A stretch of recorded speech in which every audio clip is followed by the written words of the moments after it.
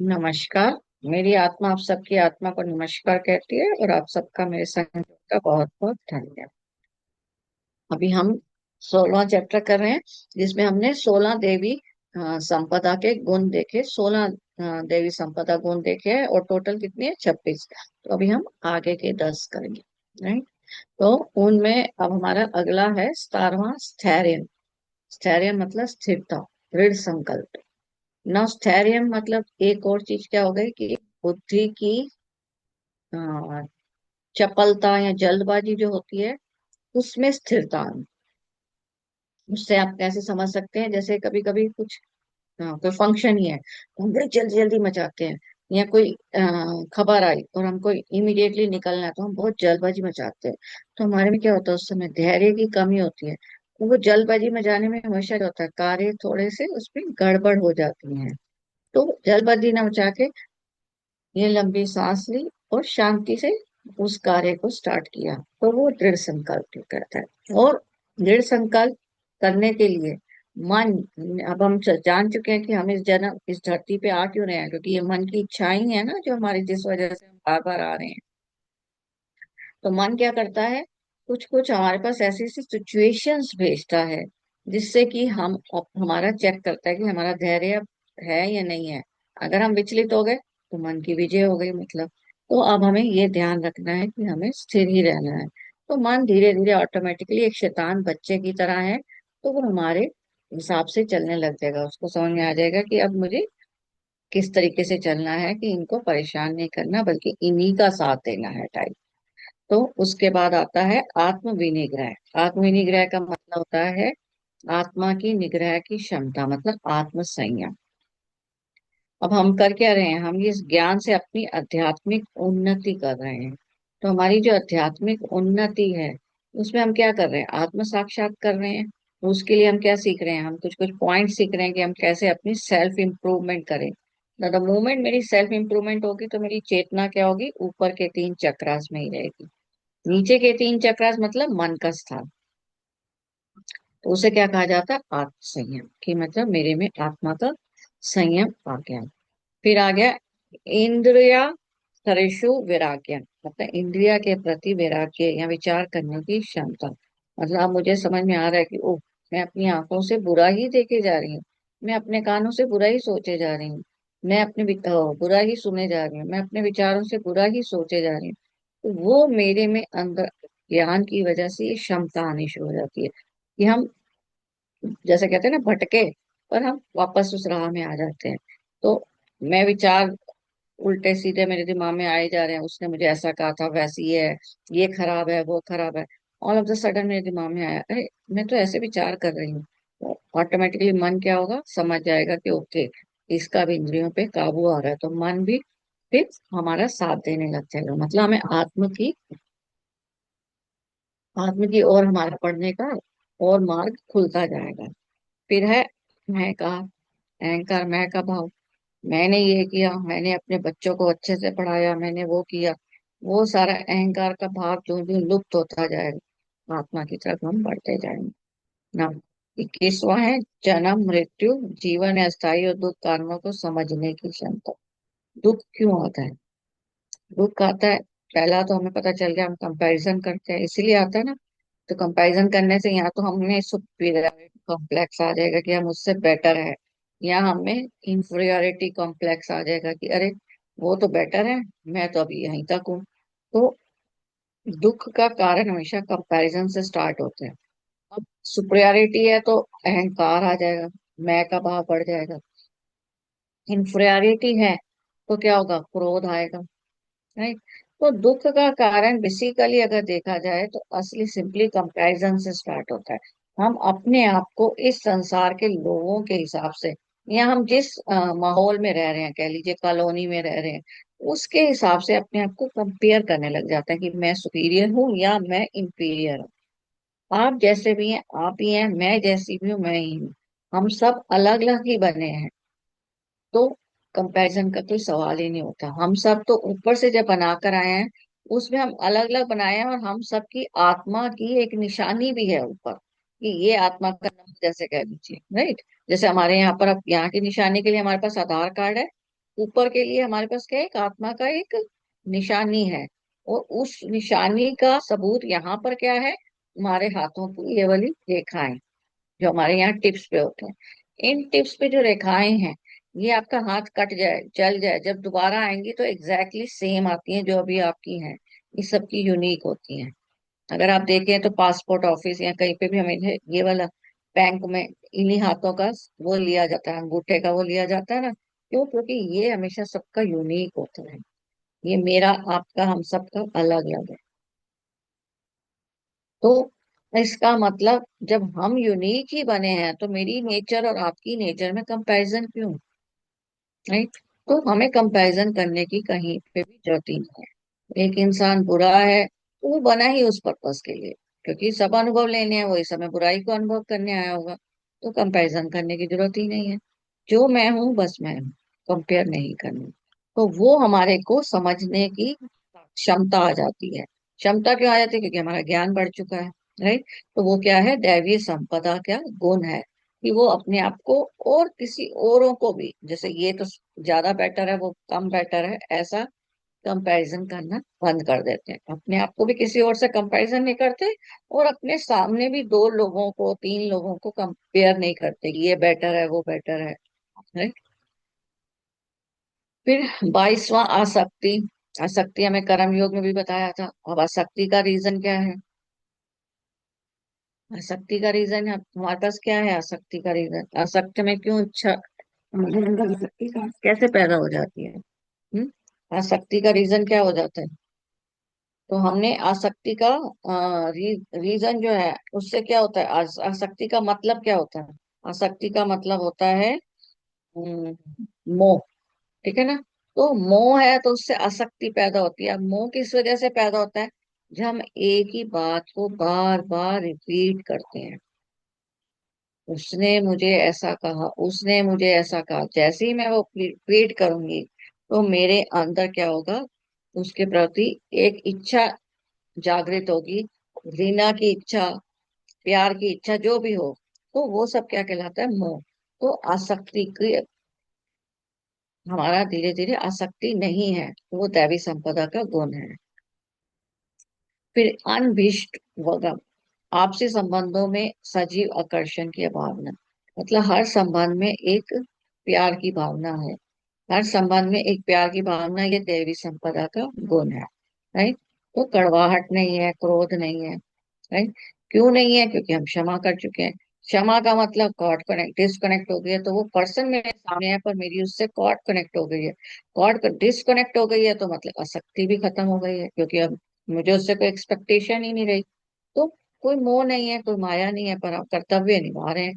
तो वो ऑटोमेटिकली अंदर ही आ जाता है।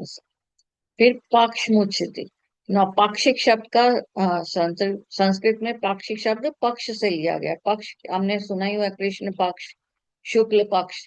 तो मतलब हमारे ये जो 15 दिन का करते हैं ना, फिर उसके बाद हमारी एकादशी आ जाती है, फिर 11 दिन, अगले 11 दिन बाद एकादशी आती है, फिर पक्ष बदल जाता है। तो एकादशी का व्रत, उससे व्रत में मतलब ये नहीं है कि हम सिर्फ खान पीन में मतलब इस शारीरिक क्षेत्र की हम रक्षा करेंगे। और यही अगर हम खान पीन के साथ अगर हम विचारों का भी उस दिन व्रत कर रहे हैं कि ओके, बुरा थॉट तो लेना ही नहीं है आज, तो ऑटोमेटिकली क्या हो जाता है, उससे हमारा दैवीय संपदा के गुण का निशानी है ये। फिर दया भूति, सभी प्राणियों के प्रति करुणा। सभी प्राणियों के अंदर हम एक ही भाव से देख रहे हैं, सभी को प्यार से ही देख रहे हैं। वो हमारी 26वां गुण है। राइट। तो इस प्रकार हमने देवी संपदा के 26 गुण देखे। राइट। तो वो हमारे क्या है, फर्स्ट सेकंड थर्ड श्लोक के में तीनों ये 26 गुण बताए गए हैं। तो अब हमने 26 गुण देवी संपदा के देख लिए, और अगला जो है उसमें वो हमें क्या बताएंगे, असुरी संपदा के लिए। तो अब हमको ये समझ में आ गया कि हमारे अंदर जो भय है वो सबसे नीचे है। और भय का कारण, भय की वजह से क्या होता है, भय जो है, अब हमने ये भी जान लिया कि दो प्रकार के हैं। एक तो है जो हमारे अंदर है, जो हम इस शरीर को मानते हैं अपना, तो उस वजह से हमें दुर्घटना से, दुख से भय, पीड़ा से भय, है ना, बुढ़ापे से भय होता है।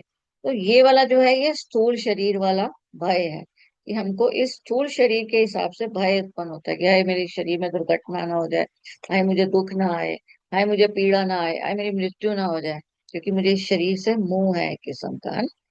पर एक होता है जो आपका भय, क्या है वो, कौन सा भय है? वो आपका भय है जो आप ऑटोमेटिकली संसार में आए, और पिछले हम काफी जन्म ले चुके हैं, उन जन्मों के एक्सपीरियंस के हिसाब से हमारे अंदर कुछ भय होते हैं। तो वो भय क्या है, सबके अलग अलग रहेंगे। जैसे किसी को पानी से फोबिया होता है कि पानी में नहीं जाना, किसी को समुद्र की गहराई में जाने से डर लगता है, किसी को ऊंचाई से डर लगता है, राइट? किसी को सांप से डर लगता है, तो किसी को चूहे से भी डर लगता है, राइट? तो ये वाले भय क्या है, ये जो है जो हमारे सूक्ष्म शरीर के हैं, मतलब हमारे जो हम पिछले जन्मों के हिसाब से संस्कार में हमारे पड़े हुए थे, और यही अगर बढ़ जाता है तो क्या हो जाता है, फोबिया कहलाता है। और भय हमारा बढ़ना का मतलब क्या होता है, घबराहट, हम हमेशा घबराहट में रहते हैं। तो भय पे विजय पाना, पाना ही पड़ना है हमको। तो भय है, तो हम अभी क्या है, नीचे के चक्रास में है, और हमारा पर्पस के ऊपर के चक्रास, ऊपर के चक्रास में क्या होता है, आनंद ही आनंद फील होता है, कहते हैं। और उसको पाने के लिए हमें क्या करना है, लंबी सांस ली तक, सो, अंदर ही अंदर मन में सोचा सो, नाभि तक गया, फिर छोड़ते हुए हम, जितना जितना हम नाभि की तरफ ध्यान, सांस की तरफ ध्यान देंगे, वो कहलाता है प्राणायाम, राइट? प्राणायाम मतलब, हमारा प्राणायाम क्या है, जो ऑटोमेटिकली चलता है, मतलब हम किसके पास पहुंच गए, हम उस वाले मन के पास पहुंच रहे हैं जो ऑटोमेटिकली हमारी बॉडी के लिए सांसों का प्रबंध कर रहा है, ऑटोमेटिकली मेरे फूड को पचा रहा है, ऑटोमेटिकली के पास पहुंच रही हूँ जब मैं सांसों की तरफ ध्यान दे रही हूँ, राइट? तो सांसों की तरफ ध्यान देने से मैं ऑटोमेटिकली उसके पास पहुंच रही हूँ, उसके पास पहुंच गई तो इसका मतलब मेरी लाइफ के सारे प्रोसेस भी ऑटोमेटिकली हो जाएंगे। लॉजिक समझ में आ रहा है ना? तो ऑटोमेटिकली सांस चल रही है, आप घबरा रहे हैं, आप नॉर्मल हैं, आप गुस्से में हैं, आप प्रेम भाव में हैं, सांस अपने आप चल रही है, खाना अपने आप पच रहा है, मल मूत्र अपने आप त्याग रहे हैं, इन पे मेरा कंट्रोल नहीं है। और जब मैं वो सब किस कौन करता है, प्राण वायु करती है, प्राण वायु मतलब हमारा वो वाला मन कर रहा है जो अचेतन मन है। तो अचेतन मन के पास क्या है, हमने बोला कि अचेतन मन ही मेरा गॉड है। तो उस गॉड के पास अगर हम पहुंच जाएंगे तो ऑटोमेटिकली मेरे इस स्थूल शरीर के कार्य, मतलब इस स्थूल शरीर की बीमारियां, इस स्थूल शरीर की घबराहट, वो भी ऑटोमेटिकली कंट्रोल होने लग जाएगी। और उसके लिए क्या करना है, ध्यान। बस अंदर गई, बाहर आई, उसके लिए शिव पुराण में क्या है, सोहम की टेक्निक दी हुई है। सोहम का मतलब क्या होता है, सो अहम, मतलब जो मैं हूं वही तुम। शिव पुराण में शिव जी का स्टार्ट ही ऐसे होता है कि वो ऐसे सोच रहे हैं, मैं कौन हूँ, मैं कौन हूँ, मैं कौन हूँ, और फिर वो ऐसे सोचते सोचते एक नया रूप बनाते हैं, अपना ही एक रूपांतरण करते हैं, राइट? तो अपना एक रूपांतरण करते हैं, लेट इट बी, उसको नाम दे देते हैं आकाश। फिर दूसरा रूपांतरण करते हैं, उसका नाम दे देते हैं सीमा। फिर तीसरा रूपांतरण करते हैं, उसका नाम दे देते हैं, लेट इट बी, साहिल। तो ऐसे अपने उन्होंने बहुत सारे रूप बनाए और उन सबको अनुभव कर रहे हैं। तो वही हो गया ना, मैं कि मतलब मेरा एक हायर सेल्फ है, और मैं इस हायर सेल्फ के इस पार्ट में जो मैं यहाँ हूँ, वो मेरा क्या कर रहा है, अनुभव कर रहा है। तो अगर मैं सारे सुख, लेट इट बी, पिछले 10 जन्म में मैं सारे सुखों को अनुभव कर लूं, तो जब मैं ऊपर जाऊंगी तो मुझे क्या लगेगा, अरे यार दुख कैसा लगता होगा, अगर मैं नीचे आके मैं दुख को अनुभव करके आऊं। तो इस समय अगर मुझे दुख मिल रहा है तो मैं उसको अनुभव कर रही हूँ, और यही मुझे समझना है कि मैं ये सिर्फ अनुभव कर रही हूँ। और जब मुझे ये पता चल जाता है तो क्या हो गया, ये भी मेरे लिए एक ऐसा मूवी की तरह हो जाएगा, जैसे एक हीरो के लिए मूवी होता है, वो दुख का रोल कितना अच्छे से निभाता है, तो यहाँ पर हम रोल निभा रहे हैं। डिफरेंस हम ऑटोमेटिकली हमारा ज्ञान के थ्रू हम धीरे धीरे बातों को समझ रहे हैं कि ओके, ये दुख को भी मैं अनुभव करने के लिए ऐसी सिचुएशन बनाई हूँ, तो अनुभव हो गया, लेट इट बी। तो अगर मैं अपने लिए ऐसी सिचुएशन बनाई हूँ तो दूसरा भी उसी तरीके से अपने लिए कोई सिचुएशन बनाकर आया हूँ, तो फिर मैं कंपैरिजन क्यों करूँ? कंपैरिजन नहीं करूंगी तो क्रोध भी नहीं है। तो मतलब एक प्राणायाम ही कितना कुछ हमारा कर देता है, हमें वापस हमारी जिंदगी को ऑटो पायलट, मतलब फिर मुझे अगर ये दुख अनुभव करते हुए अच्छा नहीं लग रहा तो मैं इसको बदल भी सकती हूँ, क्योंकि मैं अपने ऑटोमेटिकल क्षेत्र के पास जा रही हूँ। तो मेरा ऑटोमेटिक क्षेत्र मतलब क्या है, मेरी आत्मा है ना, जो अपने आप ही सब कुछ हो रहा है मेरी बॉडी का, तो मैं उसके पास जाती जाऊंगी। इसलिए सांसों का ध्यान देना बहुत जरूरी हो जाता है। तो हमने क्या देखना है, तो ये जो मैंने सांस अंदर नाभि तक ली, उस पे मैंने सोचा, और छोड़ते हुए हम सोचा कि चलते फिरते करिए। बैठ के कर रहे हैं तो प्रॉपर ध्यान हो गया, चलते फिरते भी करेंगे तो ऑटोमेटिकली आप नॉर्मल लाइफ में ही क्या हो जाएंगे, इसी उसमें आ जाएंगे। तो फिर ऑटोमेटिकली मेरा ईगो, ईगो जो हम जिसकी वजह से, हमारे अहंकार की वजह से हमारे अंदर अहम की जो भावना है वो भी धीरे धीरे क्या होगी हमारी, हमें समझ में आ जाएगा कि ये सब एक खेल है, जैसे हम बोलते हैं ना जगत एक खेल है, हमें वह समझ में आ जाएगा। तो सोहम का अर्थ क्या होता है, सो प्लस अहम, वह तथा अहम का अर्थ क्या है, मैं। तो मैं वह हूँ, मतलब मैं वही हूँ जो ऊपर थी, वहां से नीचे आई हूँ, और तुम भी वही हो। और वही अहम ब्रह्मस्मि में, तत्वमसि में भी यही सब कहा है। तो सोहम कह दिए, अहम ब्रह्मस्मि, तत्वमसि। पर ये कब होगा फीलिंग, जब हम धीरे धीरे आत्मा की ओर बढ़ेंगे, उस मतलब दैवी संपदा की ओर बढ़ते जाएंगे। तो हमें ये समझ में आ जाएगा कि ये बॉडी एक एग्जिस्टेंस है, और अनुभव लेने आए हैं, अनुभव लीजिए, आनंद लीजिए, मजे कीजिए और चली जाइए। तो इनहलेशन के टाइम पे सो, और एक्सलेशन के टाइम पे अहम, जब मैं ये समझूंगी तो ऑटोमेटिकली इसका मतलब होता है सो अहम, मैं वही हूँ, मतलब असली स्वरूप वही हूँ, वो जो मेरा ऊपर हायर सेल्फ है। इसके बाद फोर्थ स्टेप, फोर्थ श्लोक में अब क्या बता रहे हैं, वह आसुरी संपदा के गुण। आसुरी संपदा में दंभ, घमंड और अभिमान तथा क्रोध, कठोरता, ये क्या है, आसुरी संपदा के गुण है। राइट। और उसी के अगले श्लोक में वो क्या बता रहे हैं कि हे अर्जुन, ये जो तू सुन रहा है उसकी वजह से परेशान मत हो, तुम दैवी संपदा में ही पैदा हुए हो। मतलब हम सब क्या है, दैवी संपदा के साथ ही पैदा हुए हैं, पर अभी हम धीरे धीरे अपने आप को असुरी संपदा की तरफ ले जा रहे हैं। तो उन्होंने क्लियर कह दिया कि हम सब दैवी संपदा से पैदा हुए हैं, तो हमको इधर आने में ज्यादा देर नहीं लगेगी, सिर्फ ध्यान देना है एक सांस की तरफ। तो पहला गुण जो उन्होंने फोर्थ श्लोक में बताया वो क्या बताया, क्रोध। राइट। तो क्रोध क्यों आता है, अगेन वही इच्छा, कामना, अहंकार, मोह, लोभ, है ना, किसी काम का पूरा ना होना, क्रोध आ जाएगा। अब ये क्रोध हमें इसी वजह से ही आता है ना, यही सब चीजों से आता है। तो इसका असली रीजन क्या होता है, क्योंकि हम जो ये लाइफ जी रहे हैं, हम ये चाह रहे हैं कि जैसा हम चाह रहे हैं बिल्कुल वैसा ही सामने वाला भी करे, और वैसा ही जीवन में हो। पर जीवन तो सिर्फ मेरे आसपास के इन्वायरमेंट, कितनी सारी चीजों के साथ प्रभाव पड़ रहा है उस जीवन पे, तो बिल्कुल एग्जैक्टली वैसा नहीं हो सकता ना। परिवार में ही ले लीजिए, तो एक बच्चे की नेचर डिफरेंट होती है, दूसरे की डिफरेंट होती है, मेरी डिफरेंट। तो जैसा ही मैं चाह रही हूँ बिल्कुल वैसे ही वो बिहेव करें, इस तरीके से तो वो भी यही सोच रहे होंगे, जैसा वो चाह रहे हैं इस प्रकार से हम बिहेव करें, तो क्रोध ही आएगा। तो तुम जैसा चाह रहे हो तुम वैसा तुम बिहेव करो, मुझसे एक्सपेक्टेशन मत रखो। मैं जैसा चाह रही हूँ मैं वैसा बिहेव मैं करूंगी, तुमसे एक्सपेक्टेशन नहीं है। तो क्रोध ऑटोमेटिकली समाप्त है। तो इस बात का मतलब क्या है, एक्सेप्टेंस। तो जो सिचुएशन में हो रहा है वो उसको एक्सेप्टेंस भाव आ जाएगा, तो क्रोध ऑटोमेटिकली समाप्त हो जाएगा। हम लोगों ने सही गलत की बहुत सारी डेफिनेशंस बना ली है, जिस वजह से हमें क्रोध आता है। राइट। तो हमें वो त्यागना हो, त्यागने के लिए ऑटोमेटिकली क्या होगा, क्रोध को त्यागने के लिए हमें ये लॉजिक समझ में आ रहा है, तो ये लॉजिक समझ में आ गया तो हमारा ज्ञान बढ़ गया, ज्ञान बढ़ गया तो हमने अपने ऑटोमेटिकली त्याग दिया, और त्यागते ही क्या हुआ, मन शांत हो गया।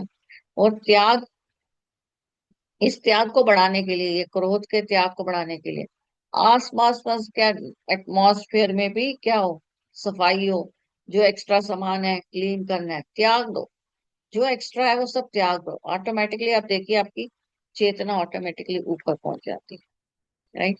तो ये हमें दैवी संपदा और आसुरी संपदा के गुण भी बता दिए। उन्होंने ये भी बता दिया कि हे अर्जुन, वो सिर्फ अर्जुन को इंडिकेट नहीं किया जा रहा, और श्लोक में वो हम सबको इंडिकेट किया जा रहा है कि हम सब दैवी संपदा से ही उत्पन्न हुए हैं। राइट। तो अब हम समझ चुके हैं कि हमारे अंदर क्या है, हमें सत्यता बढ़ानी है ना, अक्रोध रखना है, क्रोध को कम करना है। राइट। अपैशनम, जिसमें दूसरों में दोष नहीं ढूंढना है, हमें दूसरों के अंदर दोष नहीं ढूंढने हैं।